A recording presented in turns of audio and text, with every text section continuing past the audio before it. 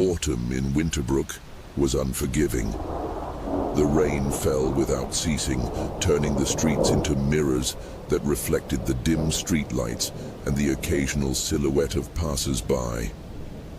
Leaves, blown by the wind, stuck to her boots, and the air was thick with the smell of dampness and decay. Laura Kane walked along the sidewalk, her heels beating a rhythm that was drowned out by the sound of water flowing into the gutters.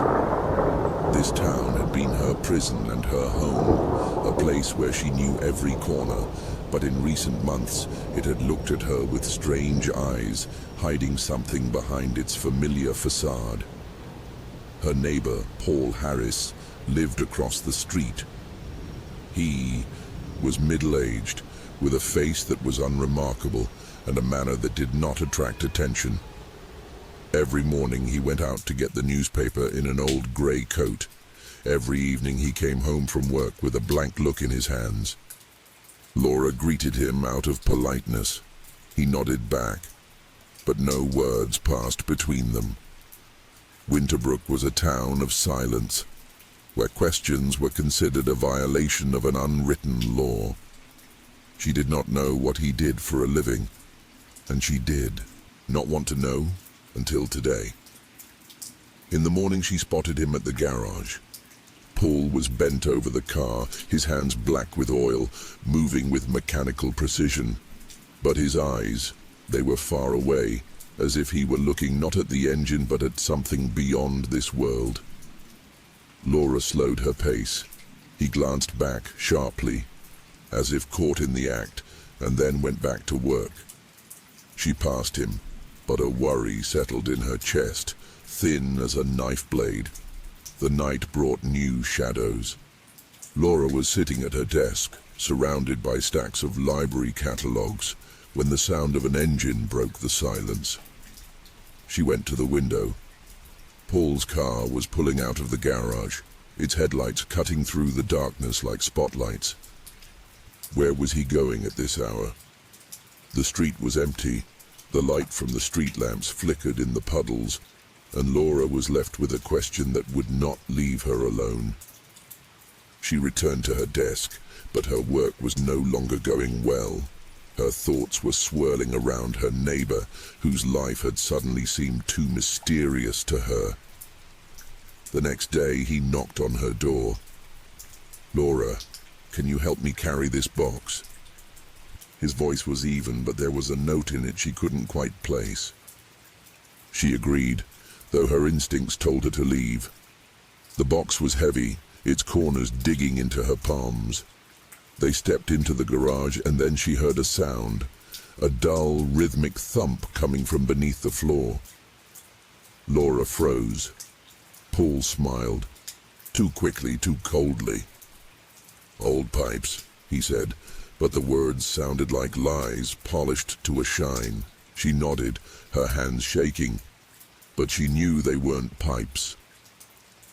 When he turned away, her gaze fell on the closet in the corner. There was something behind it, a thin sliver of light shining through the crack, revealing a hidden door. Laura felt the cold grip her body. She had left, but curiosity, that old enemy, was pulling her back. She waited until Paul had left, then returned to his house. The garage door was ajar, an invitation. Laura stepped inside. The cabinet slid open with a heavy creak, revealing a passage. The stairs led down into darkness that smelled of mildew and metal. She turned on the flashlight, and the beam picked out damp-stained walls and a dirt-stained floor. The basement was larger than she had expected, with a low ceiling that pressed down on her shoulders. In the far corner was a door, padlocked. A key dangled from a rusty nail nearby. Laura took it, her fingers shaking, but there was no turning back. The room beyond the door was small, cramped. Tools lay on the floor, a saw with jagged edges, knives, hooks, all covered in rust and something dark that might have been blood. Laura swallowed, her throat dry. In the corner stood a box, old with worn corners. She opened it. Photographs. Dozens of faces, men, women, children, all with the same look of terror in their eyes. She recognized one face, the girl who had disappeared years ago. They had searched for her, but the trail had ended, as lives do. The cold squeezed her chest, but Laura didn't stop. She found the journal tucked under a pile of photographs. On the cover, Paul Harris. The first page, written in neat handwriting. She was the fourth. No one looked. Laura slammed the notebook shut, her heart pounding so loudly it drowned out her thoughts. She should have run, but her feet were rooted to the floor. The truth she sought lay before her, heavy as a gravestone. She climbed out of the basement, closed the door and put the cabinet back. The street was silent, but the silence was deceptive. Paul stood at the entrance to the garage, his silhouette a black spot against the light. "What are you doing here?" His voice cut like a shard of glass. Laura forced herself to smile. "I was looking for you. Thought you needed help." He looked at her, a long, icy gaze, and nodded. "No thanks. I'll do it myself." The garage door slammed shut behind him like a coffin. Laura walked away, her footsteps echoing in the empty street. She knew this was only the beginning. The truth hidden in the basement was too terrible to ignore, too dangerous to seek. But she couldn't stop. Winterbrook was no longer her home. It was a crime scene, and Paul Harris was a shadow moving in the darkness, waiting for his next victim. Laura Kane returned home, her hands still shaking from what she had seen in Paul Harris's basement. The dim light of the flashlight she held revealed old photographs, faces frozen in terror, eyes filled with silent screams. She dropped her bag on the floor and collapsed into a chair, trying to clear her head. Rain pounded. The windows in the house was as cold and damp as that basement. Laura knew that what she had found would haunt her until she figured out what her neighbor was hiding. The next day, Laura went to the Winterbrook Library, where she had worked for 7 years. It was her sanctuary. The smell of old books, the rustle of pages. The silence broken only by the creaking of floorboards. Today, she had come not for peace, but for answers. She sat down at an old wooden table in the archives department and began to leaf through the last 10 years of newspapers. The dim lamplight cast long shadows across the yellowed pages. The more she read, the more her heart sank. More than a dozen people had disappeared from Winterbrook over the course of a decade. Men, women, even teenagers, all vanished without a trace. Laura found articles with headlines like, "Another Vanishing," "In a Quiet Town and Police Baffled." But the most terrifying discovery came when she checked the addresses of the missing people. Many lived in her neighborhood, some just a few streets away from Paul Harris's home. Coincidence? Laura didn't think so. She pulled out the photographs from the archives and compared them with the ones she had seen in the basement. A shiver ran down her spine. Several of the faces matched. This was no longer a coincidence. Paul Harris was hiding something, and Laura had to find out what it was. That night, after waiting for Paul to leave, she saw his car disappear into the fog. Laura snuck into his garage again. The hidden door to the basement creaked as she opened. It and the smell of mold hit her nose. She went down the rickety stairs and turned on the flashlight. The dimness of the basement seemed alive. Shadows moved, as if watching her every step. Laura began looking for clues. Under a pile of old newspapers, she found a tattered diary with the words, Paul Harris written on the cover. She opened it and scanned the entries. The writing was encrypted, strange symbols mixed in with ordinary words. But she could make out some of the phrases: cleansing, victim, fourth. Laura's heart began to pound. Next to the diary lay a cassette tape with someone's handwriting on it. Listen at night. Laura put it in her pocket along with the diary and hurried away. Every rustle made her shudder, and the cold air of the basement seemed to whisper after. At home, Laura pulled the old tape recorder out of the closet. Her hands shook as she inserted the tape. As she clicked play, she heard Paul's voice, cold and emotionless as a winter wind. Purification is necessary. She was the fourth. No one was looking. The recording ended with a sharp crack, and the silence in the room became unbearable. Laura turned off the tape recorder, her breathing ragged. She knew she had stumbled upon something terrible, and that the truth she was seeking might cost her too much. Suddenly, there was a rustling sound outside the window. Laura went to the curtain and looked out. The rain had intensified. Lightning illuminated the empty street, but a shadow flickered around the corner of the house. Or was it her imagination? She clenched her fists, feeling fear grip her body. The roar of the wind mixed with her own pulse, and the feeling of strangers' eyes grew stronger. Laura knew she was being watched, and this was only the beginning. One entry in her diary haunted her. She was the fourth, no one was looking. The words confirmed Laura's worst fears. Paul Harris wasn't just a strange neighbor. He was the key to the mystery of the Winterbrook disappearances. And now that she had started digging, there was no turning back.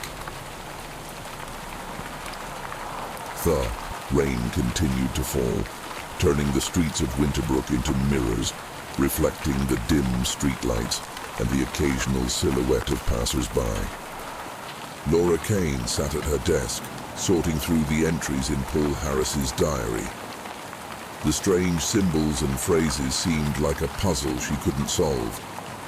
She knew she needed help, and thought of Marcus Davis, a local journalist who had once covered missing persons in the town. Laura dialed his number, and after a few rings, a hoarse voice answered. "Hello? Marcus, this is Laura Kane. I need your help," she began, trying to sound confident. "Laura, how can I help you?" His voice was tired. "I found something about missing people. I think it's related to Paul Harris, my neighbor. Can you meet me?" There was a pause, and Laura heard Marcus sigh heavily. "Okay, come to my house. But be careful. This is not something you want to talk about on the phone." Laura wrote down the address and hung up. She gathered up the diary and the tape, put them in her bag, and left the house. The night was cold, and fog lay like smoke on the ground. She got into her car and drove through the empty streets, feeling her heart pounding in her chest. Marcus's house stood alone, surrounded by thickets and fog. Laura knocked on the door, and after a long pause it opened. Marcus was tall, stooped, with a face like tree bark. "Come in," he muttered. Inside, the house smelled of old tobacco and dampness. Marcus sat down at the table, gesturing to a chair. "What did you find?" he asked, his voice low as the roar of a river.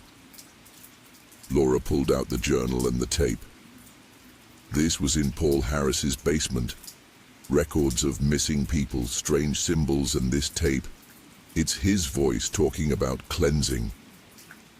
Marcus took the journal, his fingers shaking. Paul Harris. I heard about him. He was involved with an unofficial club of influential people who hid their crimes. I tried to investigate, but I was suspended. club? Laura frowned. What club? They call themselves the Cleansers. They believed they could rid the city of unnecessary people. The disappearances are their work. Marcus spoke quietly, as if he was afraid the wolves would overhear. Laura swallowed. And Paul is one of them? Yes. But he's not the boss. There's someone higher up behind him. Marcus handed back the journal. You better stop, Laura. It's dangerous. I can't, she replied. I have to know the truth. Marcus shook his head. The truth won't save you. It'll drag you deeper. He pulled out an old photograph, Paul Harris among the masked men. They're gathering. Rituals, sacrifices. Your neighbor is part of it. Laura took the photo, her fingers shaking. I don't believe it. Believe it or not, it is, Marcus snapped. Leave while you can. Laura walked out, her footsteps crunching on the gravel. She got into the car but didn't start it. She looked at Paul's face in the photograph, feeling the coldness in her chest. She knew this was just the beginning, that the truth would be unbearable. But she couldn't back out. Suddenly she heard footsteps behind her. She turned around sharply. No one. Only shadows moved in the corners. Laura started the engine and rushed away, but the feeling of someone else's gaze did not go away. She knew. She was being watched. And this was only the beginning. Laura returned to Paul's basement after he left. She found a hidden alcove behind some old boxes. Inside were clothes, bloody, with a tag that had the missing girl's name on it. Laura clutched the cloth in her hands, her heart pounding. She barely had time to hide when she heard Paul's footsteps upstairs. He came down into the basement, his silhouette a black blur against the light. Laura held her breath, pressing herself against the wall. Paul paused at the alcove, his gaze sliding over the shelves. He muttered something and walked away. Laura slipped out of the basement, her footsteps echoing in the empty street. She knew this was only the beginning.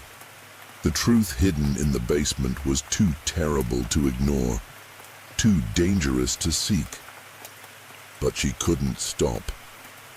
Winterbrook was no longer her home. It was a crime scene, and Paul Harris was a shadow moving in the darkness, waiting for his next victim.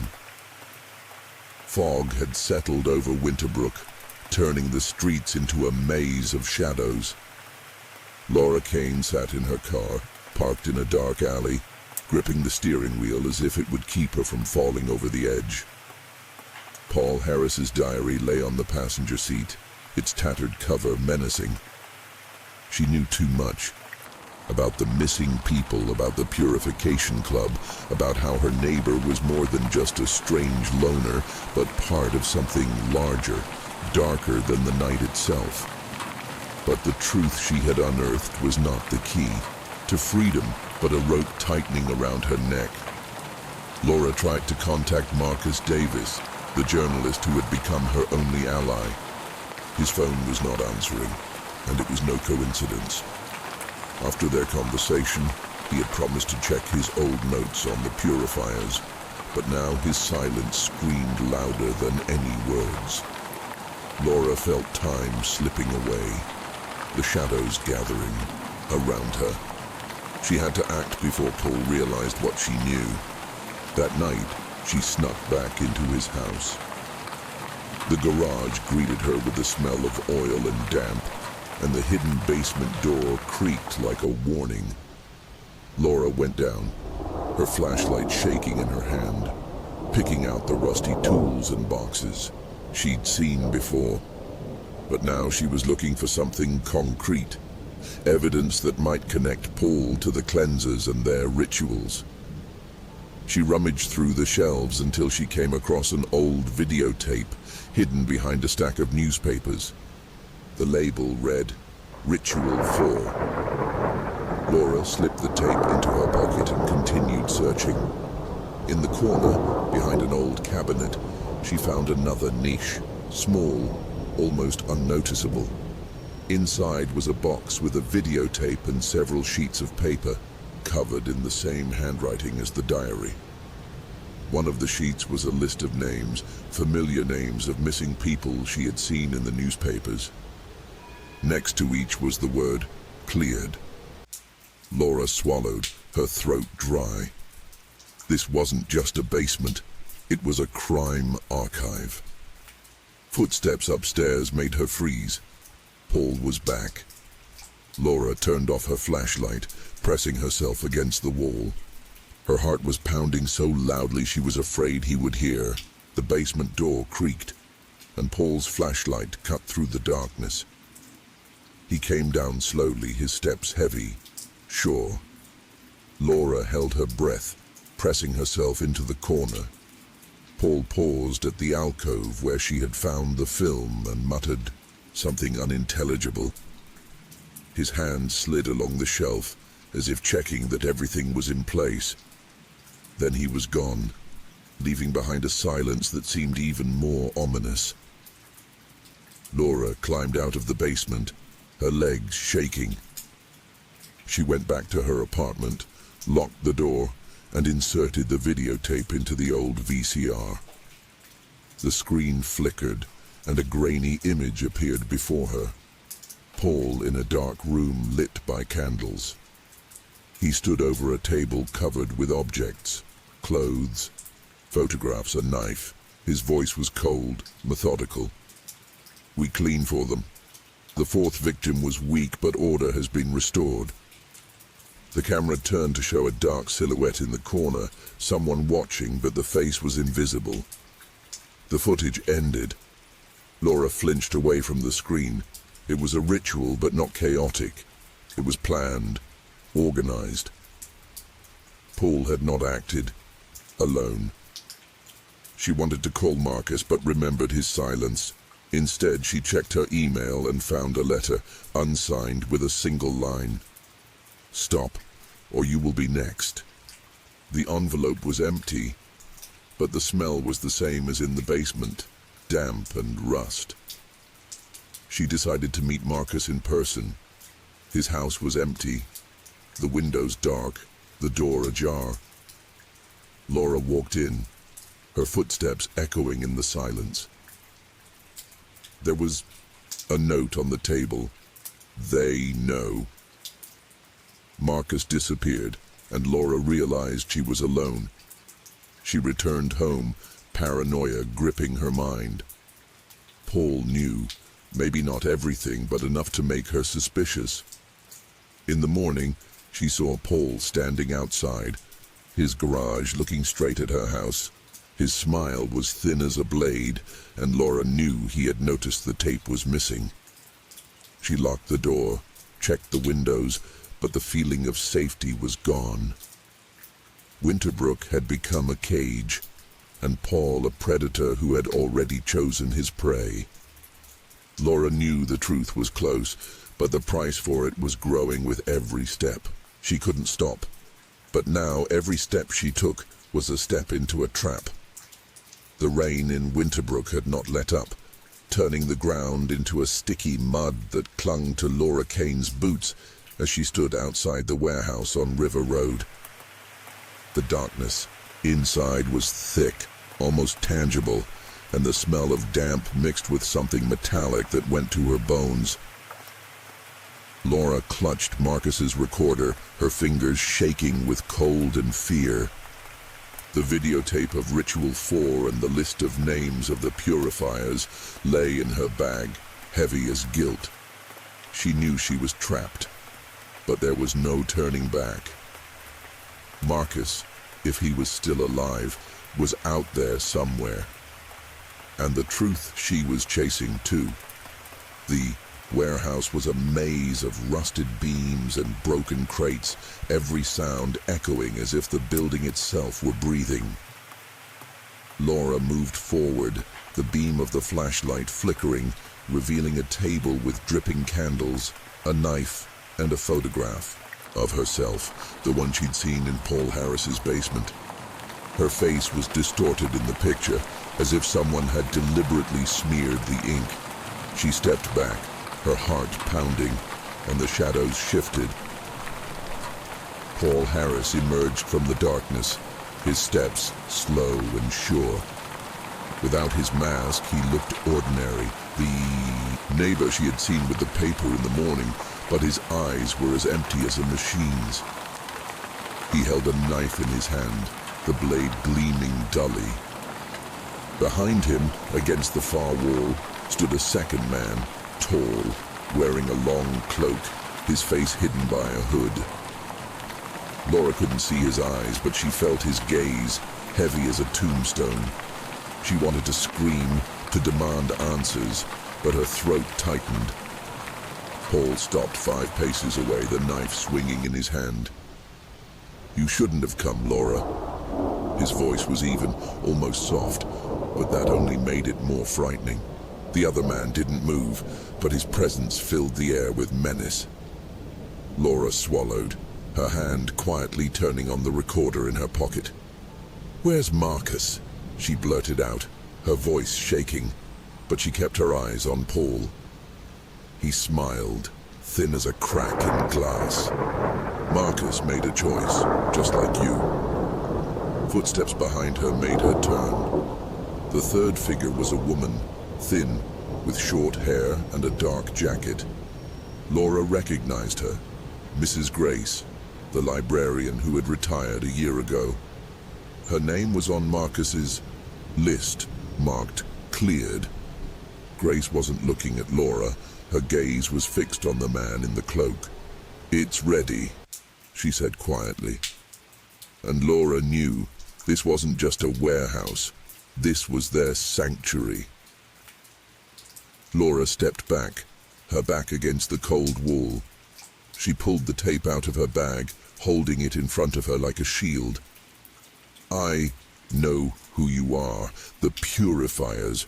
Your names, your rituals, everything is recorded. If I don't return, a copy of this tape will go to the police." She was lying. There was no copy, but her voice was firm. Paul frowned, but the man in the cloak raised a hand and he fell silent. The figure stepped forward, the hood sliding down to reveal a face. Laura expected a monster, but instead stood before her the Sheriff of Winterbrook, William Crow. His eyes, usually tired and indifferent, now glowed with cold confidence. "Do you think the police will help?" His voice was low, almost a whisper. "We are the town, Laura. We are the heart of it."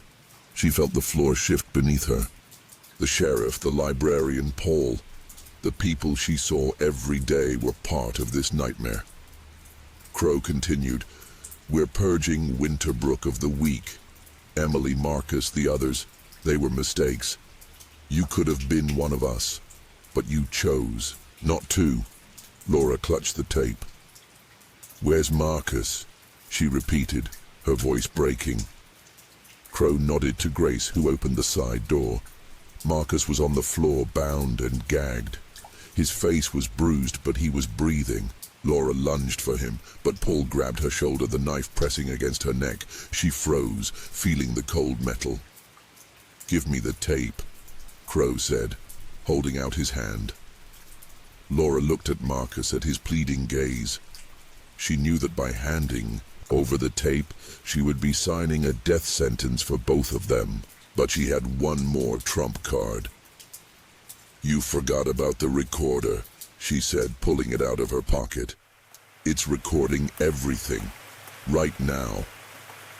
Crow frowned, Paul pressing the knife harder. Laura continued, her voice shaking but not breaking. "If you kill me, the tape will go to a journalist outside the city. I sent a copy before I came." It was another lie, but she saw the shadow of doubt flicker in Crow's eyes. "You're bluffing," he said, but he stepped closer, his hand hovering in midair. Laura threw the tape on the floor away from him. "Check it." Crow nodded to Grace, who moved toward the tape. At that moment, Laura elbowed Paul in the stomach, broke free, and ran toward Marcus. She managed to cut the ropes with a knife she had grabbed from the table when Paul caught up with her. He swung, but Marcus, staggering, pushed him, and the knife sank into the wooden box. Crow pulled out his gun, but Laura was already pulling Marcus toward the exit.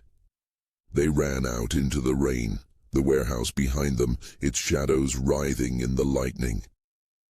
Laura and Marcus reached the car, and she stomped on the gas, the tires squealing on the wet pavement.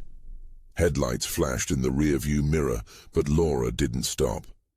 She knew Crow and his men wouldn't give up, but she had the recording, not a copy, the original, still in the recorder.